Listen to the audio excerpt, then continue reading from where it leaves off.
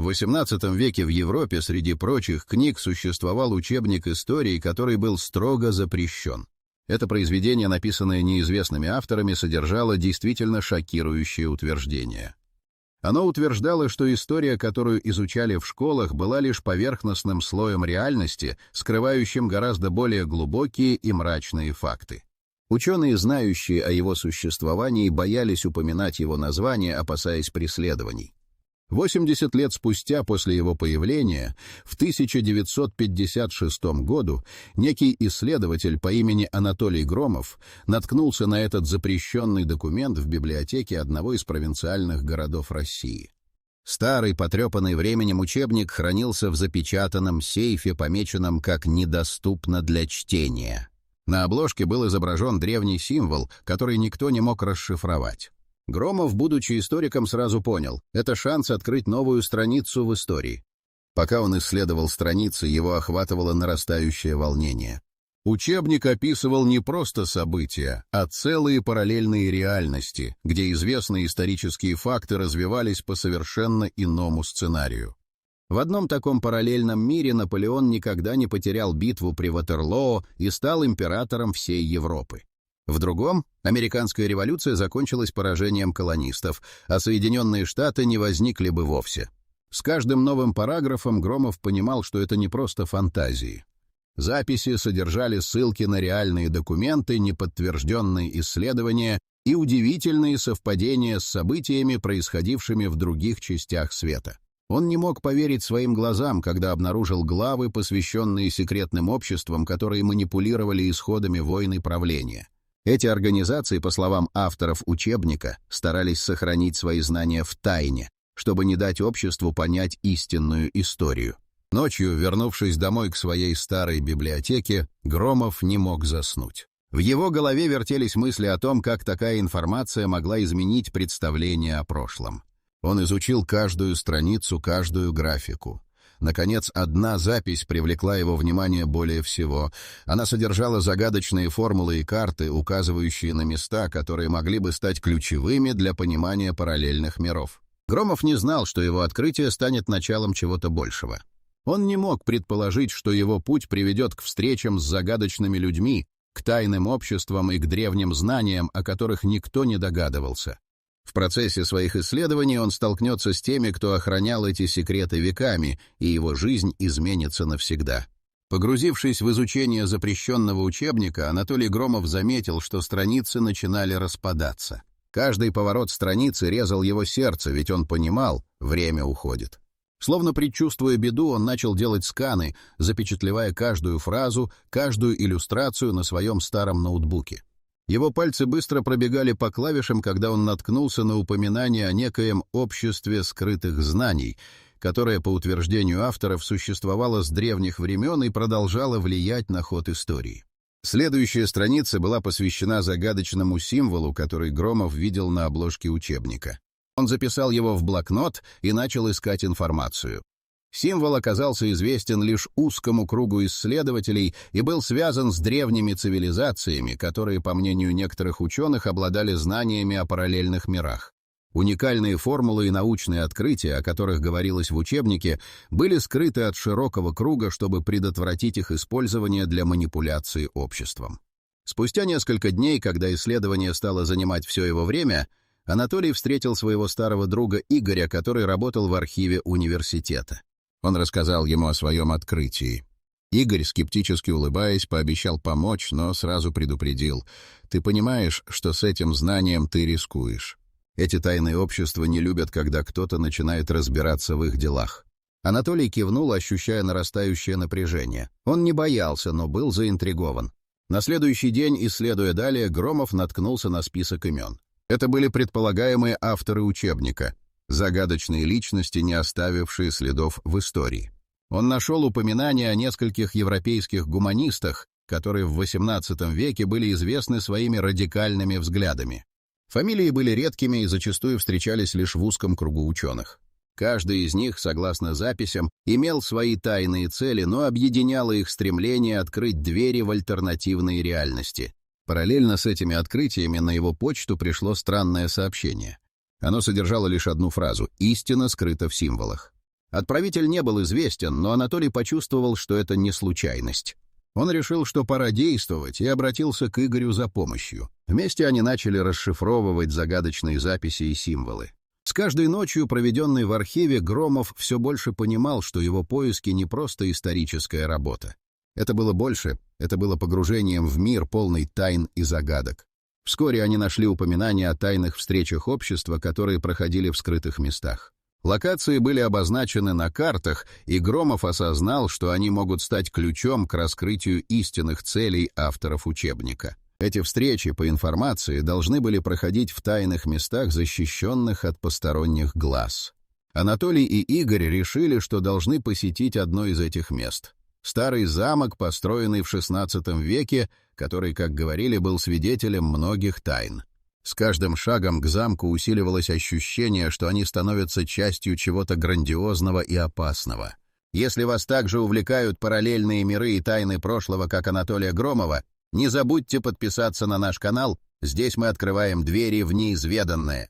И если вам нравится наше творчество, поддержите проект через донат. Ссылочка в описании или QR-код на экране, не упустите шанс стать частью нашего загадочного путешествия.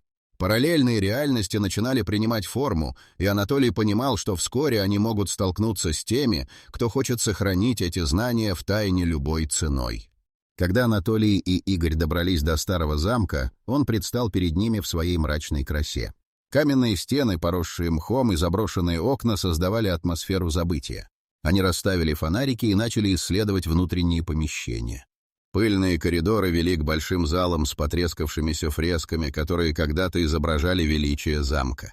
Каждый шаг отдавался эхом, словно стены сами шептали им свои тайны. В одном из залов они нашли огромный стол, покрытый старинными картами и записями. Разложенные бумаги содержали рисунки символов, которые они видели в учебнике. Анатолий, изучая один из документов, заметил, что в некоторых местах были сделаны пометки ручкой. Они указывали на различные даты и исторические события, которые кардинально отличались от тех, что преподавали в школе. Например, в одной из записей утверждалось, что после битвы при Ватерлоо Наполеон не был пленен, а бежал в Америку, где основал колонию для своих последователей. Игорь, осматривая карты, наткнулся на изображение странного объекта в центре Европы. Он выглядел как нечто среднее между древним храмом и обсерваторией. «Посмотри на это место, Анатолий. Это может быть ключом», — сказал он, указывая на отметку. Анатолий, почувствовав прилив адреналина, сказал: «Нам нужно туда отправиться». Однако их исследование прервало громкое шуршание. Они замерли. В коридоре послышались шаги. По мере приближения звука их сердца забились быстрее. Внезапно дверь зала распахнулась, и в помещение вошли двое людей в черных плащах. Лица их были скрыты капюшонами. Один из них произнес: «Вы не должны быть здесь». Это было знакомое выражение, которое Анатолий встречал в своих записях о тайных обществах. Непроизвольно он сглотнул. Игорь, не теряя времени, схватил карту и начал быстро просматривать ее. «Быстро! Убирай все, что можешь, нам нужно уйти!» Анатолий схватил несколько документов и, не дав себе шанса задаться вопросами, поспешил за другом. Они выбежали в коридор, но неожиданно для себя оказались в ловушке. Захлопнувшаяся дверь заперла их, а в воздухе витала угроза. Странные фигуры продолжали приближаться, и Анатолий почувствовал, как напряжение нарастает. Он увидел, как один из незнакомцев достал свиток и начал произносить что-то на непонятном языке. Это казалось ритуалом. В этот момент в голове Анатолия пронеслась мысль: что, если они действительно хотят защитить свои тайны любой ценой? На мгновение он заколебался, но после увидел, как Игорь поднял фонарь, чтобы осветить выход, и это дало ему сил. Выбравшись из своего застоя, они бросились к ближайшему окну. Внезапно свиток в руках одного из незнакомцев вспыхнул ярким светом, и воздух наполнился давлением, будто они оказались в центре урагана. Секунды казались вечностью, когда Анатолий и Игорь, не дождавшись удачного момента, перепрыгнули через окно, увлекая за собой часть старой рамы. Снаружи царила ночь, но они не могли остановиться, не оглядываясь назад. Пока они бежали по лесу, Анатолий осознал, что теперь у них не только знания, но и враги. Информация о параллельных реальностях и их связи с историей привлекла внимание тех, кто охранял эти тайны. Впереди их ждал путь, полный опасностей и открытий. Каждый шаг мог привести к открытиям о том, как параллельные реальности пересекаются с их собственной жизнью и, возможно, даже с судьбами великих исторических личностей. Анатолий и Игорь, выбравшись из замка, мчались через лес, ощущая, как адреналин бурлит в венах. Они остановились на небольшой поляне, окруженной густыми деревьями. Отдышавшись, Анатолий достал телефон. На экране высветилось сообщение от неизвестного номера. «Вам нужно знать больше.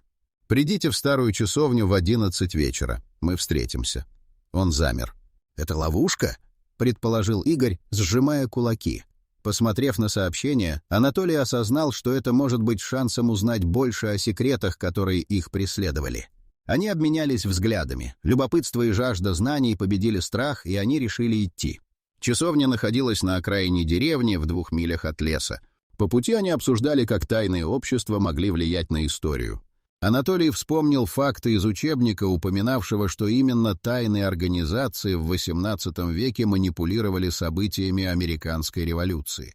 «Они могли подтолкнуть к войне, чтобы использовать хаос для своих целей», — сказал он. Игорь, кивая, добавлял детали, которые он знал из своих исследований. Когда они подошли к часовне, вокруг не было ни души. Даже ночные звуки леса казались приглушенными. Войдя внутрь, они приспособились к тусклому свету. Внутри стояли 3 фигуры в темных одеждах, скрывающих лица капюшонами. «Вы пришли», — произнес один из них уверенно и непреклонно. Другой, более старший, добавил: «Мы знаем, что вы нашли учебник. Это опасное знание. Вы должны понять, что некоторые вещи не должны быть раскрыты». Анатолий и Игорь переглянулись. «Почему вы хотите нас остановить?» — резко спросил Игорь. «Это знание может изменить все», — ответил старший. «Параллельные реальности — не просто теория. Они могут влиять на наше время и пространство. Общество объявило, что защищает хрупкий баланс между мирами. В некоторых из них история развивалась иначе, и любое вмешательство могло привести к катастрофическим последствиям. Они рассказали о том, как их члены предотвращали войны, основываясь на знаниях, полученных от тех, кто мог видеть больше. Один из незнакомцев вытащил свиток, покрытый символами. «Это карта», — произнес он. «Она ведет к древнему храму, где хранится источник знаний о параллельных мирах. Если вы хотите узнать правду, придется пройти испытание». Анатолий и Игорь обменялись взглядами, осознавая, что впереди их ждет путь, полный опасностей.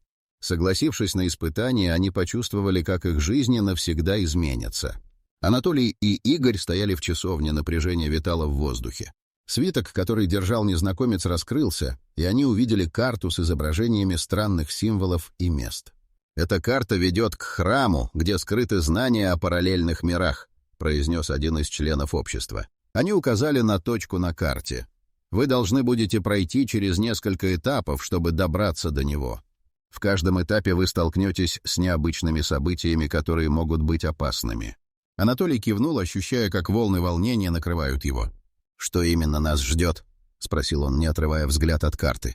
Незнакомец начал объяснять, что первый этап — это переход через древний лес, где, по преданиям, происходили необычные события. Разные существа могли появляться здесь, и каждый из них был связан с параллельными реальностями.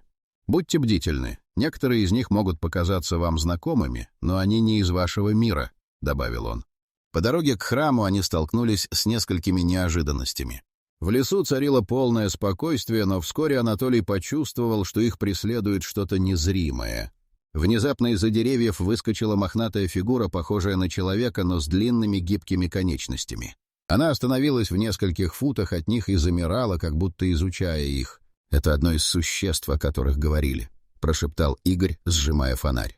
Фигура, не произнося ни слова, начала медленно приближаться.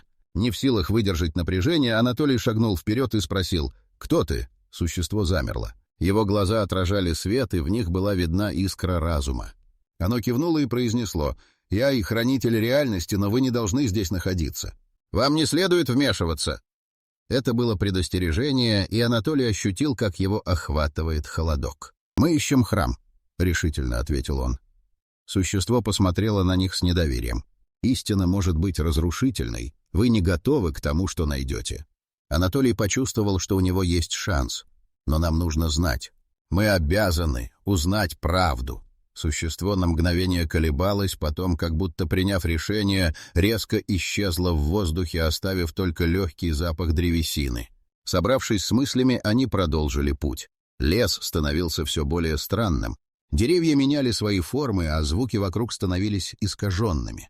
Внезапно перед ними возникли два выхода. Один в ярком свете, другой в темноте.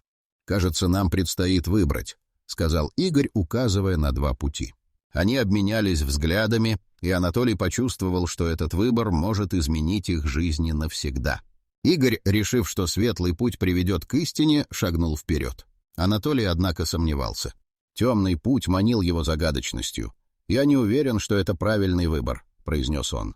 Но не успел он закончить, как Игорь уже углублялся в свет. Вдруг сзади послышался гулкий звук, и лес вокруг них зашевелился, словно собираясь сжать их в своих объятиях. Анатолий, не желая терять друга, бросился за Игорем. В этот момент он почувствовал, как мир вокруг начинает меняться. Деревья стали размытыми, и перед его глазами замелькали образы других времен. Люди в старинных одеждах, повседневная жизнь в альтернативных реальностях, которые никогда не сбылись в их мире. Анатолий ощутил, что они действительно находятся на грани открытия того, что скрыто от человечества. Финальный выбор приближался. Что они найдут в этом храме? Каковы будут последствия их решения? Вокруг них все больше сгущалось безумие альтернативных реальностей, и только одно было ясно — впереди ждали испытания, которые проверят их намерения и смелость. Пробираясь по светлому пути, Анатолий и Игорь оказались на открытой площадке, окруженной высокими древними колоннами. В центре стоял массивный каменный алтарь, испещренный загадочными символами. Это место ощущалось как сердце альтернативной реальности, и Анатолий почувствовал, как его охватывает трепет. Он подошел ближе, заметив, что некоторые символы совпадали с теми, что были в учебнике, и в его памяти всплыло предупреждение хранителя реальности. «Что это значит?» — спросил Игорь, указывая на надписи. Анатолий наклонился и начал изучать их. Символы складывались в фразы, которые описывали параллельные реальности и их связь с их миром. Он незамедлительно достал блокнот и начал записывать. Здесь говорится о том, что каждая реальность имеет свою историю, но они переплетаются, и любое вмешательство может вызвать катастрофу, произнес Анатолий, переводя символы. Игорь, стоя рядом, внимательно слушал. Представляешь, если мы получим возможность увидеть эти миры?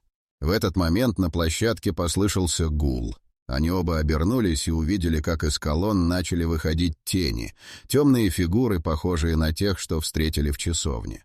«Вы не должны быть здесь», — произнесла одна из фигур, медленно приближаясь. Они явно не собирались позволить им продолжить исследование. Анатолий резко схватил Игоря за руку. «Нам нужно расшифровать это быстрее!» Они снова обратились к алтарю и начали искать способ активировать его.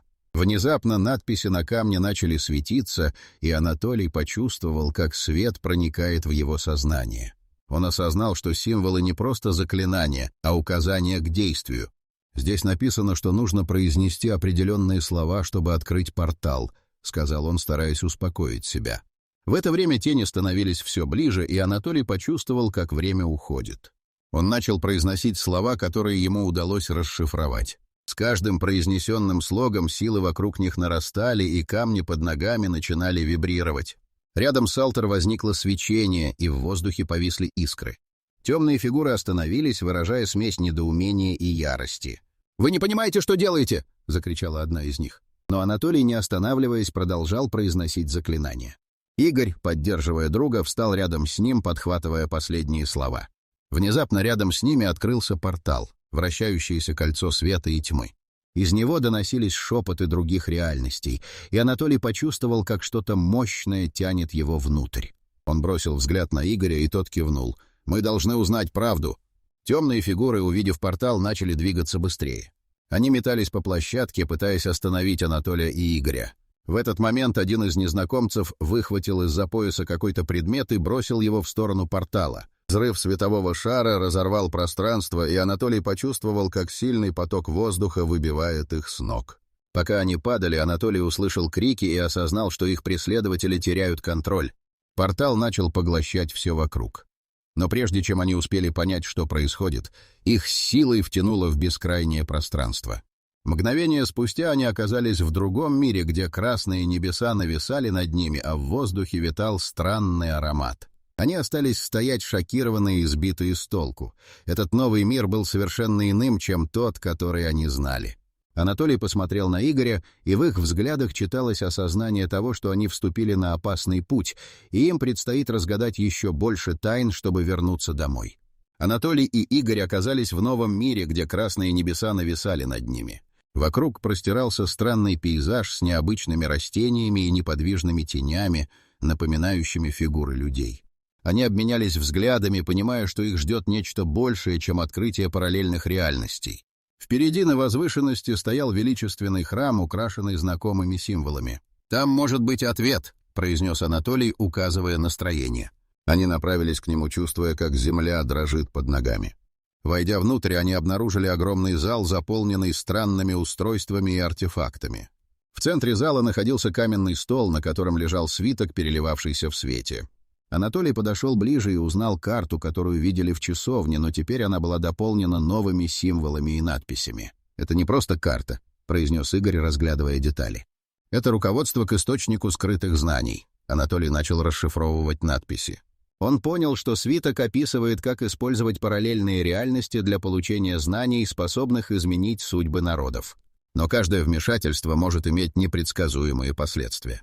Внезапно раздался треск, и стены храма затряслись. Из темноты вышли тени, знакомые им с часовни. Один из них, старший, произнес: «Вы не должны были входить сюда. Эти знания опасны».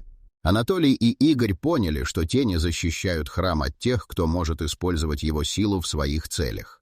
«Мы пришли, чтобы узнать правду!» — крикнул Анатолий. Тени начали приближаться, но он продолжал: «Мы не собираемся использовать это знание во зло. Мы хотим понять, как это влияет на наш мир». Один из незнакомцев остановился и произнес: «Истина не всегда приятна.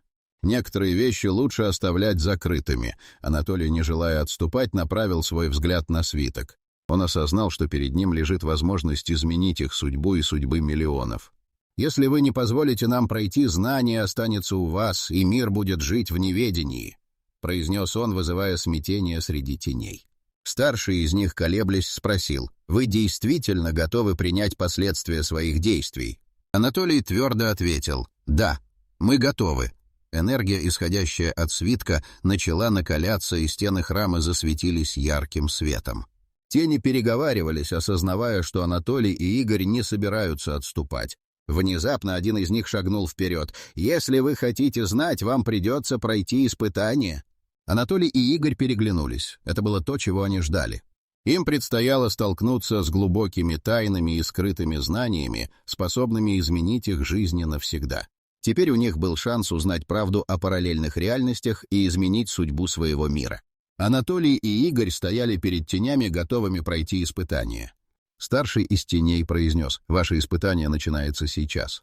Пространство вокруг них заколебалось, и перед ними начали возникать образы исторических личностей. Первым появился Наполеон Бонапарт, одетый в мундир и с решительным взглядом. «Мои решения повлияли на судьбы миллионов, но что, если бы я принял другие решения?» — произнес он. Затем появились другие фигуры: Авраам Линкольн, Екатерина Великая, Альберт Эйнштейн. Каждое лицо смотрело на них с ожиданием. «Вы видите, как выбор каждого из нас влияет на историю?» — продолжал Наполеон. «В других мирах я мог бы быть не только императором, но и простым крестьянином». Анатолий и Игорь, пораженные, смотрели на сменяющиеся образы, осознавая, что это возможность увидеть альтернативные сценарии. «Мы хотим понять», — произнес Анатолий, — «каковы последствия выбора, как связаны наши миры». Фигуры начали обсуждать между собой, и Линкольн обратился к ним. «Каждый из нас носит в себе потенциал изменить судьбу. Но недостаточно просто знать, нужно действовать». Он указал на свиток, который они нашли в храме. «Знания, которые вы ищете, могут повлиять на вашу реальность и стать оружием в чужих руках». Анатолий и Игорь осознали, что находятся на краю открытия, способного изменить их мир. «Как мы можем использовать это знание, чтобы предотвратить катастрофу?» — спросил Игорь. Екатерина Великая ответила: «В каждом мире существуют альтернативные версии вас самих. Обратитесь к своим двойникам, они помогут вам понять, как избежать трагедий». Изображения начали меняться, и перед ними возникли их двойники из других реальностей.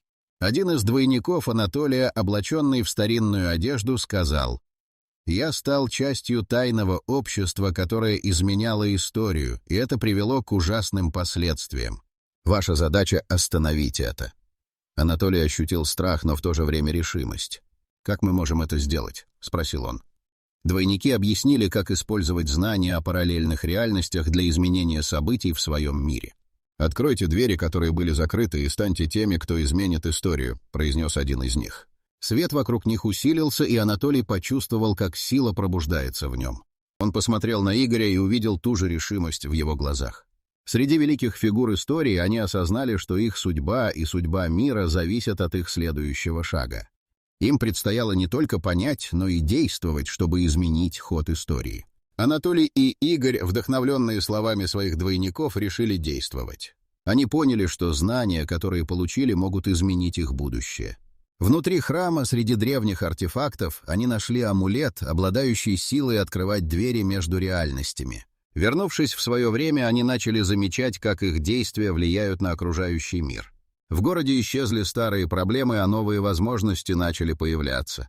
Они осознали, что каждое их решение может иметь последствия, о которых они даже не подозревали. Однажды, решив провести эксперимент с амулетом, они собрались в заброшенном здании вечером и активировали его. Вокруг них засияло свечение, и они снова увидели образы исторических фигур. Эти образы объяснили, что альтернативные реальности не только существуют, но и тесно связаны с их жизнью. Каждое мелкое решение отражалось в других мирах.